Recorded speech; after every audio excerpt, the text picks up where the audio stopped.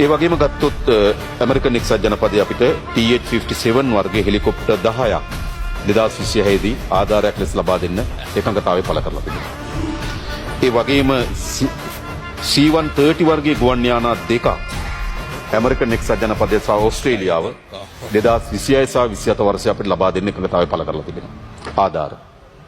ඒතර මා හිතනවා අපේ ගුවන් හමුදාව C-130 කියන ගුවන් යානයක ඉතාමත් වැදගත්. අපිට ඒ ගුවන් යාන දෙකක් 26 සහ 27 වසරවලදී ආධාරයක් ලෙස ඕස්ට්‍රේලියානු සහ ඇමරිකන් එක්සත් ජනපදයෙන් ලැබීමට නියමිතව තිබෙනවා. ඒ වගේම KA-360 කියන බීච් ක්‍රාෆ්ට් එකක්, ඒ වගේම KA-350 කියන බීච් ක්‍රාෆ්ට් එකක් ඇමරිකාවෙන් සහ ඕස්ට්‍රේලියාවෙන් මේ වෙනකොටත් අපිට ලබා දීලා තිබෙනවා ආධාර ලෙස. ඒ නිසා අපේ ගුවන් හමුදාව ඒ වගේම අපේ හෙලිකොප්ටර් බලයනීය සැලකිත ප්‍රමාණයෙන් දුබල වෙලා තියෙන්නේ. අලුත් අපිට හෙලිකොප්ටර් 10ක් එනවා. අපේ තියෙන හෙලිකොප්ටර් ටිකත් ප්‍රතිසංස්කරණය කිරීම සඳහා විවිධ ටෙන්ඩර් කැඳවලා සියල්ල සකස් කරලා තිබෙනවා.